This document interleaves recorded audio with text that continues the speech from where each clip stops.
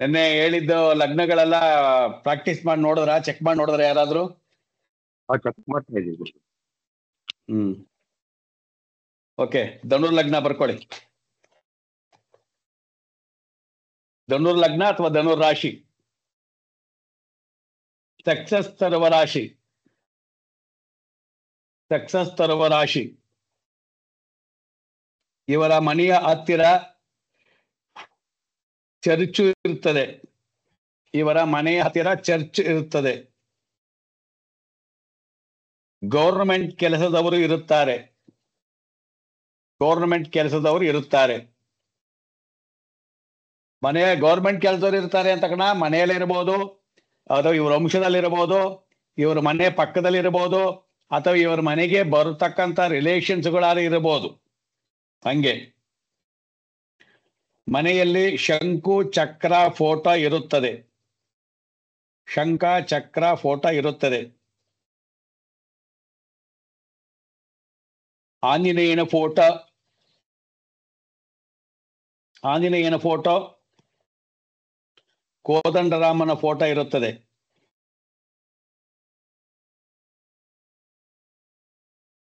ಕೋದಂಡ ರಾಶಿ ಎಂದು ಹೆಸರು ಇದಕ್ಕೆ. ಕೋದಂಡ ರಾಶಿ ಎಂದು ಹೆಸರು. ಯುದ್ಧ ರಾಶಿ, ಯುದ್ಧ ಭೂಮಿ ಅಂತ. ಯುದ್ಧ ರಾಶಿ ಅಂದ್ರೆ ಯುದ್ಧ ಭೂಮಿ. ಇವರು ತಗೊಳ್ತಕ್ಕಂಥ ಮನೆ, ಇವರ ಮನೆ ಪಕ್ಕದಲ್ಲಿ ಯುದ್ಧದ ಭೂಮಿ ಇರುತ್ತದೆ. ಯುದ್ಧ ಭೂಮಿ ಅಂದ್ರೆ ಕುರುಕ್ಷೇತ್ರ ವಾರ್ಫೀಲ್ಡ್ ಮಾಡ್ದರೆ ಇರ್ಬೇಕಂತೆಲ್ಲ. ವಾರ್ಗ್ ಹೋಗಿ ಬರೋರು, ವಾರ್ಗ್ ಹೋಗಿರೋರು ಅಂದ್ರೆ ಮಿಲಿಟ್ರಿ, ಏರ್ ಫೋರ್ಸು, ಇಂಥ ಮನೆಗಳು ಇರಬಹುದು. ಎಲ್ಲಿ? ಇವರ 4ನೇ ಮನೆ, ಇವರ ಲಗ್ನದಿಂದ 4ನೇ ಮನೆ ಧನುಸು ರಾಶಿಯಾಗಿ ಬಂದರೆ, ಆವಾಗ ಮಿಥುನ ಲಗ್ನವಾಗಿದ್ದು, ಅದು ಕನ್ಯಾ ಲಗ್ನವಾಗಿದ್ದು 4ನೇ ಮನೆ ಯಾವ್ದಾಗಿರುತ್ತೆ? ಧನುಸು ರಾಶಿ ಆಗಿರುತ್ತೆ. ಆವಾಗ ಇವರ ಮನೆ ಹತ್ರ ಡೆಫಿನೆಟ್ ಆಗಿ ಇರುತ್ತೆ. ಹಳೆಯ ಮರ ಇರುತ್ತದೆ. ಹಳೆಯ ಮರ ಇರುತ್ತದೆ. ಲೈನ್ ಆಗಿ ಮನೆ, ವಟಾರ ಮನೆ ಇರ್ತದೆ. ಲೈನ್ ಆಗಿ ಇದು ಕ್ವಾರ್ಟರ್ಸ್ ತರ ಲೈನ್ ಆಗಿ ಕಟ್ಟಿರ್ತಕ್ಕಂಥ ಮನೆ ಇರುತ್ತದೆ.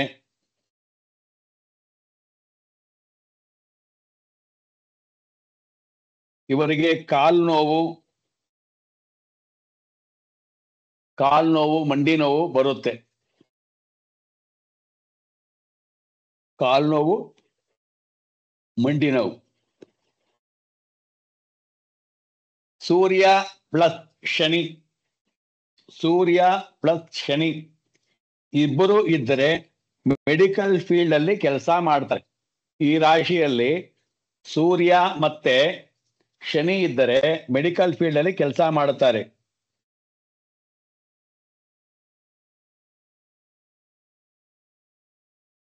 ಈ ರಾಶಿಯಲ್ಲಿ ಇರ್ತಕ್ಕಂಥವರಿಗೆ, ಈ ರಾಶಿಯಲ್ಲಿ ಇರ್ತಕ್ಕಂಥವ್ರು ಯಾರು ನಿಮಗೆ ಪರಿಚಯ ಇದ್ದರೆ, ಅವರ ಶುಕ್ರ ದಶೆ ಏನಾದ್ರು ನಡೀತಾ ಇದ್ದರೆ ನೀವು ಅವರನ್ನ ಹಾಸ್ಪಿಟ್ಲಿಗೆ ಜೊತೆ ಕರ್ಕೊಂಡೋದ್ರೆ ಕಾಯಿಲೆ ಬೇಗನೆ ನಮಗೆ ವಾಸಿ ಆಗುತ್ತದೆ.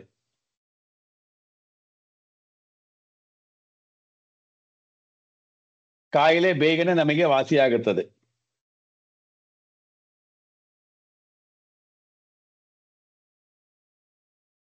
ಸೆಲ್ಫ್ ಡಿಫೆನ್ಸ್ ಕಲಿಯೋದಕ್ಕೆ ಇಷ್ಟಪಡ್ತಾರೆ. ಸೆಲ್ಫ್ ಡಿಫೆನ್ಸ್ ಅಂದ್ರೆ ಕರಾಟೆ, ಕುಂಫು, ಕುಸ್ತಿ, ದೊಣ್ಣೆ ವರಸೆ, ಬಾಕ್ಸಿಂಗು, ರಸ್ಲಿಂಗು ಇಂಥದನ್ನ ಕಲಿಯೋದಕ್ಕೆ ಇಷ್ಟಪಡ್ತಾರೆ. ಕಾರಣ ಅದು ಏನ್ ಭೂಮಿ? ಅದು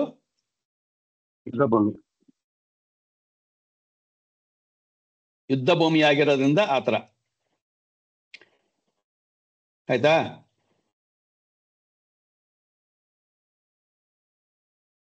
ಮಗು ಹುಟ್ಟಿದ ತಕ್ಷಣ ಇವರಿಗೆ, ಈ ಧನುಸು ಲಗ್ನದವರಿಗೆ ಮಗು ಹುಟ್ಟಿದರೆ ಅನ್ನೆಸೆಸರಿ ಖರ್ಚು ಬರುತ್ತೆ.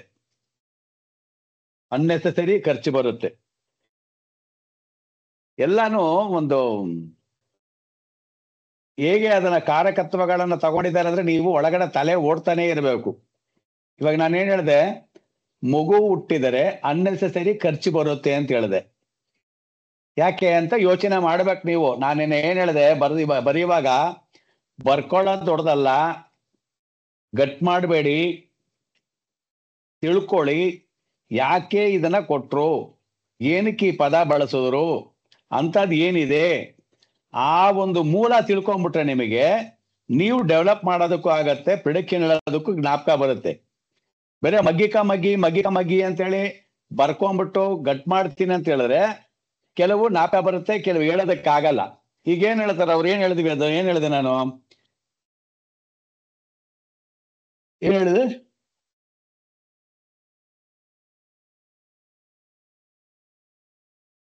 ಈಗೇನ್ ಬರ್ಕೊಂಡ್ರಿ, ಮಗು ಹುಟ್ಟಿದ ತಕ್ಷಣ ಧನುರಾಶಿ ಅವರಿಗೆ ಅನ್ನೆಸೆಸರಿ ಖರ್ಚು ಬರುತ್ತದೆ. ಯಾಕೆ? ಶುಕ್ರ 12ನೇ ಮನೆಯಲ್ಲಿದ್ದಾರೆ. ಸೇಮ್ ಅಲ್ಲ ಸರ್, ಏನೇನ ಮಂಗಳ ಫಿಫ್ತ್ ಲಾರ್ಡ್ 5ನೇ ಮನೆ ಕಾರಕ 12ನೇ ಮನೆ ಕಾರಕ. 5ನೇ ಮನೆ ಕಾರಕ ಮತ್ತೆ 12ನೇ ಮನೆ ಕಾರಕ. ಕಾಲಪುರುಷನ 8ನೇ ಮನೆ 12ನೇ ಮನೆ. ಕಾಲಪುರುಷನ 8ನೇ ಮನೆ ಈ 12ನೇ ಮನೆ. ಈ ಒಂದು ಪಾಯಿಂಟ್ ಅನ್ನ ನೋಟ್ ಮಾಡ್ಕೊಳ್ಳಿ ಯಾವಾಗ್ಲೂ. ಒಂದು ಕಡೆ ನಿಮಗೆ 6ನೇ ಮನೆ 8ನೇ ಮನೆ 12ನೇ ಮನೆ ಅಂತ ಬರ್ತಾ ಇದೆ ಅಂತ ಹೇಳಿದ್ರೆ, ಅದ್ರ ಜೊತೆಗೆ ಈ ಕಾಲಪುರುಷನ 6ನೇ ಮನೆ 8ನೇ ಮನೆ 3ನೇ ಮನೆ 12ನೇ ಮನೆ ಬಂತು ಅಂದ್ರೆ ಅಲ್ಲಿ ಏನೋ ಸಮಥಿಂಗ್ ಪ್ರಾಬ್ಲಮ್ ಇದೆ ಅಂತ ಅರ್ಥ. ಒಂದು ಅದ್ರ ಜೊತೆಗೆ ಈ ಬೇರೆ ನಾವು ನಮ್ಮ ಲಗ್ನದಿಂದ ನೋಡುವಾಗ್ಲೂ ಶುಭ ಭಾವ ಕೂಟಲ್ಲ, ನಾವು ಕೇಂದ್ರ ತ್ರಿಕೋಣ ಅಂತ ಹೇಳ್ತಾ ಇದ್ರು, ಅದೂನು ಕಾಲಪುರುಷನಿಗೆ 6, 8, 12ನೇ ಬಂದ್ರೆ ಅದಕ್ಕೆ ನೀವು ಪರಿಹಾರ ಮಾಡಿಕೊಂಡು ಅದನ್ನ ಸರಿಪಡಿಸಿಕೊಳ್ಬೇಕು ಅಂತ. ಅರ್ಥ ಆಯ್ತಾನೆ ಹೇಳಿದ್ದು? ಸ್ವಲ್ಪ ಡೀಪ್ ಆಗಿ ಇದನ್ನ ಅರ್ಥ ಮಾಡ್ಕೋಬೇಕು.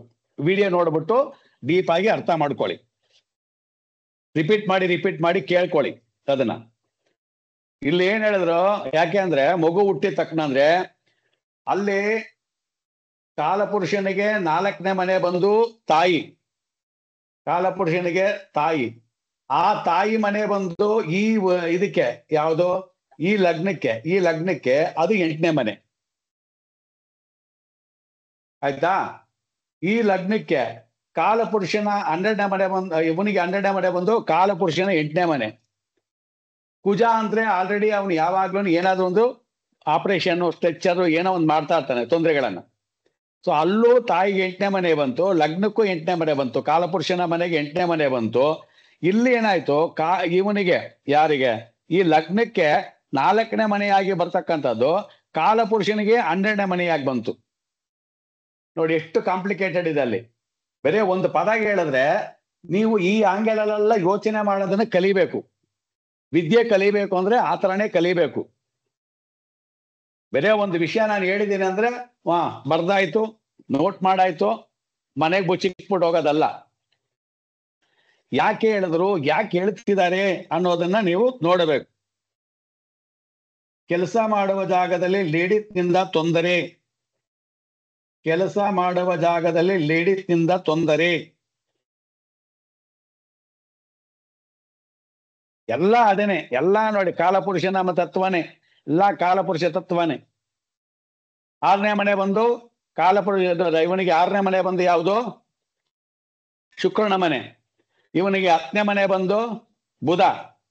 ಶುಕ್ರ ಒಂದು ಲೇಡೀಸು, ಬುಧ ಒಂದು ಲೇಡೀಸು, ಅವರಿಬ್ಬರು ಇವನಿಗೆ ಶತ್ರು. ಯಾರಿಗೆ?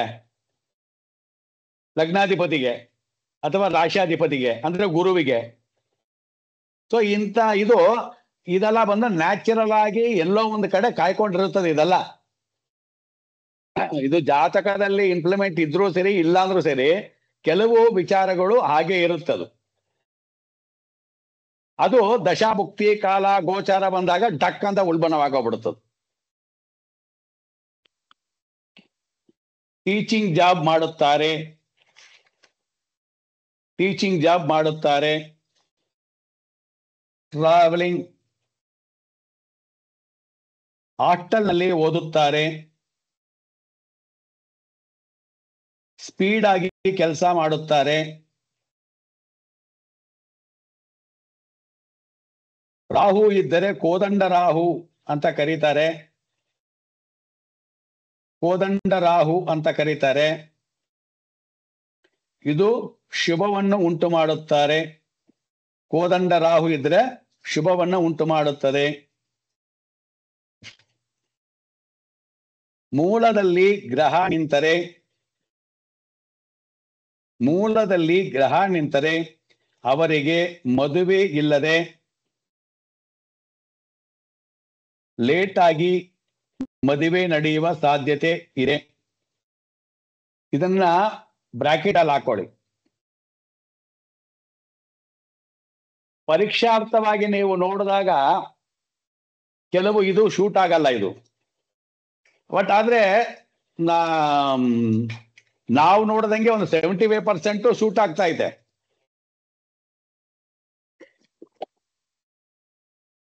ಈ ಮೂಲ ನಕ್ಷತ್ರದವ್ರನ್ನೆಲ್ಲ ನಾವು ಚೆಕ್ ಮಾಡಿದ್ರೆ ಮದ್ವೆ ಆಗಲ್ಲ ಅಂತಾರಲ್ಲ, ಇದು ಹೆಣ್ಣುಗಳಿಗೆ ಬೇರೆ ತರ ಅನ್ವಯಿಸುತ್ತೆ, ಗಂಡುಗಳಿಗೆ ಬೇರೆ ತರ ಅನ್ವಯಿಸುತ್ತೆ. ಓಕೆ, ಬಟ್ ನೀವು ಯಾವುದೇ ಕಾರಣಕ್ಕೂ ಒಬ್ಬ ಒಳ್ಳೆ ಜ್ಯೋತಿಷಿ ಆಗಿರ್ತಕ್ಕಂಥವರು ಜಾತಕವನ್ನ ಸರಿಯಾಗಿ ಪರಿಶೀಲನೆ ಮಾಡದೆ ಕೇವಲ ಮೂಲ ನಕ್ಷತ್ರ ಇದೆ, ಆಶ್ಲೇಷ ನಕ್ಷತ್ರ ಇದೆ, ವಿಶಾಖ ನಕ್ಷತ್ರ ಇದೆ, ಜ್ಯೇಷ್ಠ ನಕ್ಷತ್ರ ಇದೆ ಅಂತೇಳಿ ಮದುವೆಯನ್ನ ತಳ್ಳಿ ಹಾಕೋದಿಕ್ಕೆ ಹೋಗ್ಬೇಡಿ. ನಿಮ್ಮನ್ನ ಯಾರಾದ್ರೂ ಕೇಳಿದ್ರು ಸರಿ, ಕುಜ ದೋಷ ಇದೆಯಾ? ಇಲ್ಲ. ಸರ್ಪದೋಷ ಇದೆಯಾ? ಇಲ್ಲ. ಮೂಲ ನಕ್ಷತ್ರ ತೊಂದರೆ ಇದೆಯಾ? ಇಲ್ಲ. ಆಶ್ಲೇಷ ನಕ್ಷತ್ರ ತೊಂದರೆ ಇದೆಯಾ? ಇಲ್ಲ. ಜಾತಕದಲ್ಲಿ ತೊಂದರೆ ಇದ್ರೆ ಮಾತ್ರನೇ ಅವೆಲ್ಲ ಎಫೆಕ್ಟ್ ಆಗೋದು, ಇಲ್ಲ ಅಂದ್ರೆ ಅವೆಲ್ಲ ಎಫೆಕ್ಟ್ ಆಗಲ್ಲ ಅಂತ ನೀವು ಹೇಳೋದನ್ನ ಕಲಿಯಿರಿ.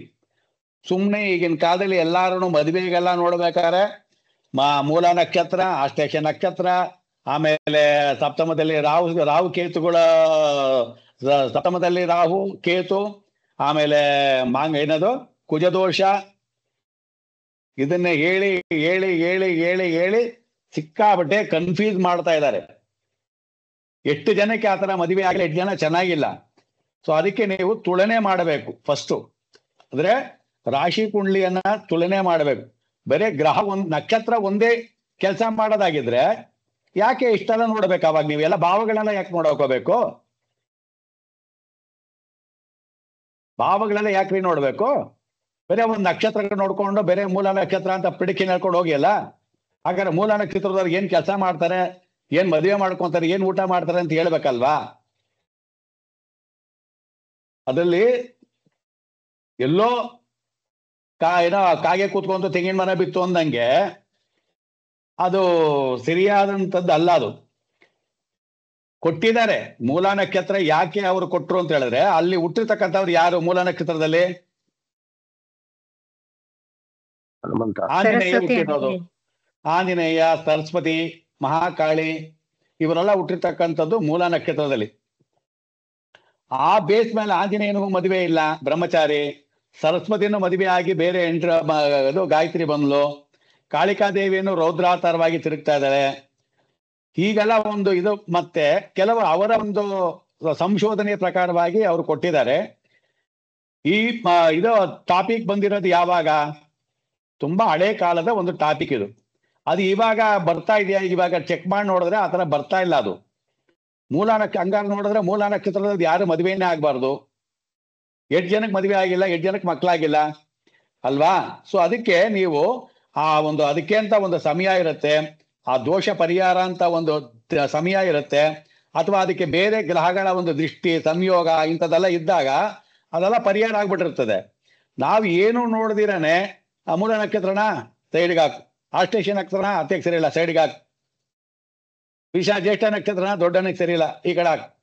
ಹಿಂಗನ್ನೋದಕ್ಕೆ ಹೇಳೋದಕ್ಕೆ ನೀವು ಆಸ್ಪದವನ್ನ ಕೊಡಬೇಡಿ. ಯಾರಾದ್ರೂ ಹೇಳಿದ್ರೆ ಅವರಿಗೆ ತಿಳಿಯಾಗಿ ಹೇಳಿ.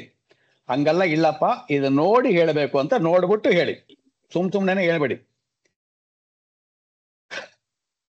ಲೇಟ್ ಆಗಿ ಮದುವೆ ನಡೆಯುವ ಸಾಧ್ಯತೆ. ತಾತನ ಕಡೆಯಲ್ಲಿ ಅಂಗಹೀನರಿರುತ್ತಾರೆ.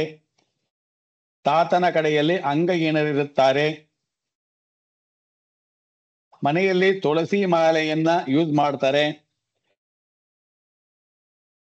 ಕಾಮಧೇನು ಫೋಟೋ, ಕೃಷ್ಣನ ಫೋಟೋ ಇರುತ್ತದೆ.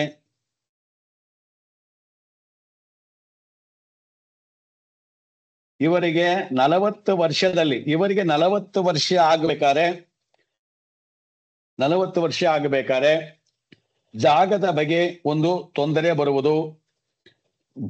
ಜಾಗದ ಬಗ್ಗೆ ಒಂದು ತೊಂದರೆ ಬರುವುದು. ಮನೆಯಲ್ಲಿ ಕೊಳಲು ಯೂಸ್ ಮಾಡ್ತಾರೆ. ಅದೇ ಕೃಷ್ಣನ ಯೂಸ್ ಮಾಡ್ತಾರೆ ಅಂತ ಹೇಳಿದ್ವಲ್ವ, ಕೊಳಲು ಇಟ್ಕೊಂಡಿರ್ತಕ್ಕಂಥ ಕೃಷ್ಣನ ಫೋಟೋ ಇದ್ರೆ ಒಳ್ಳೇದು. ಬಿದಿರು ಮರ ಇಟ್ಕೊಂಡಿದ್ರೆ ಒಳ್ಳೇದು. ಬಿದಿರು ಮರ. ನ್ಯಾಯವಾಗಿರುತ್ತಾರೆ. ತಪ್ಪು ಮಾಡಿದರೆ ಒಪ್ಪಿಕೊಂಡು ಬಿಡುತ್ತಾರೆ. ತಪ್ಪು ಮಾಡಿದರೆ ಒಪ್ಪಿಕೊಂಡು ಬಿಡುತ್ತಾರೆ. ಮನೆಯಲ್ಲಿ ಜಗಳ ಬಂದು ಬಿಡುತ್ತದೆ. ನಾನು ಒಂದೊಂದೇ ಪಾಯಿಂಟ್ ಹೇಳ್ತಿರೋದು. ಮನೆಯಲ್ಲಿ ಜಗಳ ಆಡುತ್ತಾರೆ ಅಂದ್ರೆ ನೀವು ಯೋಚನೆ ಮಾಡ್ಬೇಕು, ಯಾಕೆ, ಏನ್ ಕಾರಣ, ಹಾಗಾದ್ರೆ ಬರೋದಕ್ಕೆ ಏನು, ಇದು ಏನ್ ಆಗಬಹುದು, ಸಾಧಕ ಬಾಧಕಗಳನ್ನ ಚಿಂತನೆ ಮಾಡ್ಬೇಕು. ಮೈಂಡ್ ಓಪನ್ ಆಗಬೇಕು. ಮನೆಯಲ್ಲಿ ಜಗಳ ಆಡ್ತಾರೆ ಎಂದೆ, ನೀವು ಅದನ್ನ ಯೋಚನೆ ಮಾಡಬೇಕು. ಯಾಕೆ ಜಗಳ ಆಡ್ತಾರೆ, ಏನ್ ಕಾರಣ, ಅಲ್ಲಿರೋ ನಕ್ಷತ್ರ ರಾಶಿ ಯಾರು, ಅಗ್ನಿ ನಕ್ಷತ್ರ, ಅಗ್ನಿ ರಾಶಿ, ರಾಶಿಯಾಧಿಪತಿ ಯಾರು, ಗುರು. ಒಳಗಡೆ ಯಾರಿದ್ದಾರೆ, ಮೂಲ ನಕ್ಷತ್ರ ಇದೆ, ಆಮೇಲೆ ಪೂರ್ವಾಷಾಢ ನಕ್ಷತ್ರ ಇದೆ, ಆಮೇಲೆ ಉತ್ತರಾಷಾಢ ನಕ್ಷತ್ರ ಇದೆ. ಜಗಳ ಯಾಕೆ ಆಡ್ತಾರೆ, ಯಾಕೆ ಆಡ್ತಾರೆ? ಧನಸ್ಸು ರಾಶಿ, ಅದು ಯುದ್ಧ ಭೂಮಿ. ಒಂದು ಯುದ್ಧ ಭೂಮಿ ಆಗಕ್ಕೆ ಅವ್ರು ಎಲ್ಲಾ ಕಡೆ ಜಗಳ ಆಡ್ಬೇಕು. ಮನೆಯಲ್ಲಿ ಯಾಕೆ ಜಗಳ ಆಡ್ತಾರೆ? ಸೂರ್ಯ ನಕ್ಷತ್ರ ಉತ್ತರ ಭಾದ್ರ ನಕ್ಷತ್ರ.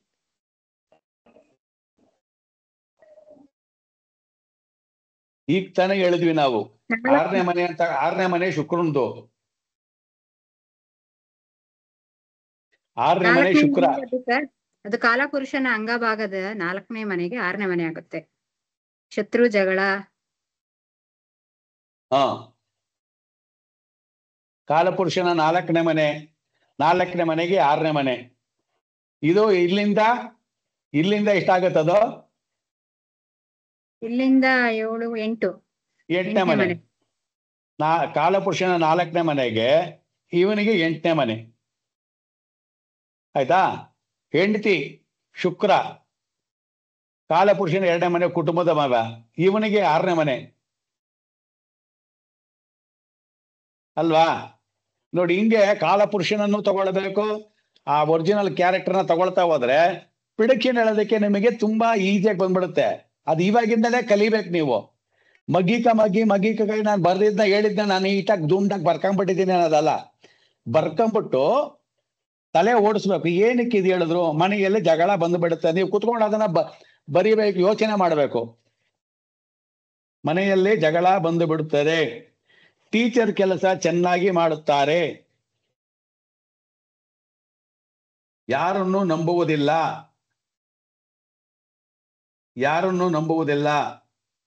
ನೋಡುವುದಕ್ಕೆ ಚೆನ್ನಾಗಿ ಇರುತ್ತಾರೆ.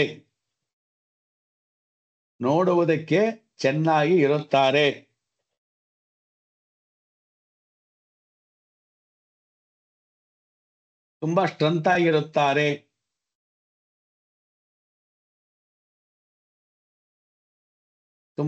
ಆಗಿರುತ್ತಾರೆ. ಶುಕ್ರನ ನಕ್ಷತ್ರ ಯಾರಾದರನ್ನು ನಿಂದಿಸುತ್ತಾ ಇರುತ್ತಾರೆ. ಶುಕ್ರನ ನಕ್ಷತ್ರ ಗುರುವಿಗೆ ಮೊದಲೇ ಅಹಂಕಾರ. ಯಾರಿಗೆ? ಗುರುವಿಗೆ ಅಹಂಕಾರ ಜಾಸ್ತಿ. ಗುರು ಶುಭಗ್ರಹ ಅಂತೀವಲ್ವಾ, ಗುರುವಿಗಿರಷ್ಟು ಅಹಂಕಾರ ಬೇರೆ ಯಾರಿಗೂ ಇಲ್ಲ ಅಂತೆ. ಅದೇನಂದ್ರೆ ಅದೊಂದು ವಿದ್ಯಾ ಗರ್ವ ಇದ್ದಂಗೆ. ಈಗ ನಿಮ್ಮಲ್ಲೇ ಯಾರನ್ನ ನೋಡಿ, ನಾವೆಲ್ಲ ಫಂಕ್ಷನ್ಗೆ ಹೋದಾಗ ನಾವೊಂದು higher education, IAS officer, IPS officer, lawyer, doctor ಏನನ್ನ ಓದಿದೀವಿ ಅಂತ ಹೇಳಿದ್ರೆ ಅವರ ಒಂದು ಭಾವನೆನೇ ಒಂಥರ ಬೇರೆ ತರ ಇರುತ್ತೆ. ಬೇರೆ ಸಾಧಾರಣ ಜನಗಳ ಹತ್ರ ಮಾತಾಡ್ಬೇಕಾರಾಗಿರ್ಲಿ, ಅವರ ಒಂದು ಆ ರೀತಿ ನಡ್ಕೊಳ್ಳೋದು ಏನೋ ಒಂಥರ ವ್ಯತ್ಯಾಸವಾಗಿರುತ್ತೆ. ನಾನೇ ಎಲ್ಲವನ್ನ ಮಾಡಿದೀನಿ ಅನ್ನೋ ತರನೋ ಅಥವಾ ನಾನು ಎಲ್ಲ ಕಲ್ತ್ಕೊಂಡ್ಬಿಟ್ಟಿದ್ದೀನಿ ಅನ್ನೋ ತರನೋ ಏನೋ ಒಂದು ಇರುತ್ತದು. ಅದನ್ನ ವಿದ್ಯಾಗರ್ವ ಅಂತಾರೆ. ವಿದ್ಯಾಗರ್ವ ಯಾರಿಗೆ ಅಂದ್ರೆ ಅದಕ್ಕೆ ಗುರುಗೆ ಹೇಳೋದು. ಗುರು ಅದಕ್ಕೇನ ರಾಶಿನಲ್ಲಿರುವಾಗ ಗರ್ವ ಆಗ್ಬಿಡೋದು ಅಂತ. ಗುರು ರಾಶಿನಲ್ಲಿರುವಾಗ ಯಾಕೆ ಕೆಟ್ಟ ಟೈಮ್ ಬಂದಿದೆ ಅಂತ ಹೇಳ್ತಾರೆ ಅಂತ ಹೇಳಿದ್ರೆ ಗರ್ವ ಬಂದ್ಬಿಡುತ್ತೆ ಅವನಿಗೆ, ಆಟೋಮೆಟಿಕ್ ಆಗಿ ಅಹಂಕಾರ ಬಂದ್ಬಿಡುತ್ತೆ. ನಾನೇ ಅನ್ನೋದು ಅಹಂಕಾರ ಬಂದ್ಬಿಡುತ್ತೆ, ನನ್ನಿಂದ ಅನ್ನೋದು ಬಂದ್ಬಿಡುತ್ತೆ ಅವನಿಗೆ. ಅದರಿಂದ ಜನಗಳಿಂದ ದೂರ ಆಗ್ತಾನೆ, ಅದರಿಂದ ದುಃಖನೂ ಪಡ್ತಾನೆ ಅವನು. ಶುಕ್ರನ ನಕ್ಷತ್ರ ಯಾರಾದ್ರೂ ನಿಂದಿಸುತ್ತಾ ಇರುತ್ತಾರೆ, ಕಾಂಪಿಟೇಷನ್ ಅಲ್ಲಿ ಭಾಗಿಸುತ್ತಾರೆ. ಕಾಂಪಿಟೇಟೆಡ್ ಯಾವುದೇ ವಿಚಾರ ಬಂದರೂ ಅದರಲ್ಲಿ ಕಾಂಪಿಟೇಷನ್ ಭಾಗವಹಿಸುತ್ತಾರೆ, ಆದರೆ ಸೋಲನ್ನು ಒಪ್ಪಿಕೊಳ್ಳುವುದಿಲ್ಲ. ಕಾಂಪಿಟೇಷನ್ ಅಂತ ಹೇಳಿದ್ರೆ ಏನು? ಎಲ್ಲ ಬರೇ ನಿಮಗೆ ಸ್ಕೂಲಲ್ಲಿ ಬರೋ ಕಾಂಪಿಟೇಷನ್, ಎಕ್ಸಾಮಿನೇಷನ್ ಮಾತ್ರವಲ್ಲ, ಜೀವನದಲ್ಲಿ ಬರ್ತಕ್ಕಂಥ ಎಲ್ಲಾ ವಿಷಯಗಳನ್ನು ಅವರು ಕಾಂಪಿಟೇಟ್ ಮಾಡ್ತಾರೆ. ಆದ್ರೆ ಸೋಲನ್ನ ಒಪ್ಕೊಳಕ್ ಹೋಗಲ್ಲ. ನೀವು ಧನುಸು ರಾಶಿ ಅವ್ರು ಯಾರಾದಿದ್ರೆ ನೋಡಿ, ಮಾತಾಡಿ ನೋಡಿ ಅವ್ರ ಹತ್ರ. ಅವರು ಹೇಳಿದ್ದೇ ಸರಿ, ಅವರು ಮಾಡ್ತಿರೋದೇ ಸರಿ, ಅವರು ಮಾಡಿದ್ದೆಲ್ಲ ಸರಿ, ಇರೋರೆಲ್ಲ ಸರಿ ಇಲ್ಲ ಅಂತ ಮೊಂಡುತನ ಮಾಡಿ ಕುತ್ಕೊಂಡ್ಬಿಡ್ತಾರೆ. ಅದರಿಂದನೇ ಇವರು ಬಹಳ ದೂರ ಆಗ್ತಿರ್ತಾರೆ ಜನಗಳಿಗೆ. ದೂರ ಆಲೋಚನೆ ಇರ್ತಕ್ಕಂಥವರು, ಸಮಾಜದ ಮೇಲೆ ಗೌರವ ಇರ್ತಕ್ಕಂಥವರು, ಸಮಾಜಕ್ಕಾಗಿ ಹೊಸದಾಗಿ ಕೊಡುಗೆಯನ್ನು ಕೊಡಬಲ್ಲವರು, ಸಮಾಜಕ್ಕೆ ಹೊಸದಾಗಿ ಕೊಡುಗೆಯನ್ನು ಕೊಡಬಲ್ಲವರು, ವಾದ ವಿವಾದಗಳಲ್ಲಿ ಪ್ರಿಯರು,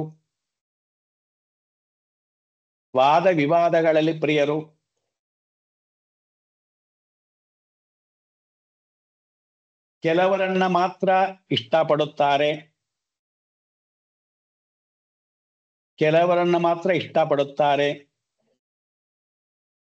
ತನಗೆ ತಿಳಿದಿರುವ ವಿಷಯವನ್ನು ಗೋಪ್ಯವಾಗಿಡುತ್ತಾರೆ, ಬೇರೆಯವರಿಗೆ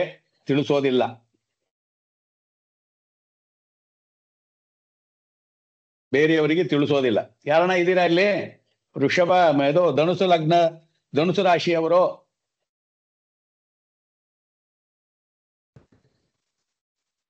ಕೃಷ್ಣ ಗುರುಗಳೇ, ಕೃಷ್ಣ ನೀವು ಹೇಳಿದ್ದಷ್ಟು ಕರೆಕ್ಟ್ ಆಗಿತ್ತು ಗುರು. ಯಾರಿದ್ದಾರೆ? ಕೃಷ್ಣ ಗುರುಗಳೇ. ಕೃಷ್ಣ ಗುರುಗಳೇ. ಸರಿ, ಯಾರಿದ್ದಾರೆ ಧನುಸು ರಾಶಿ? ನೀವಾ? ನಾನೇ ಗುರುಗಳೇ. ಓಕೆ.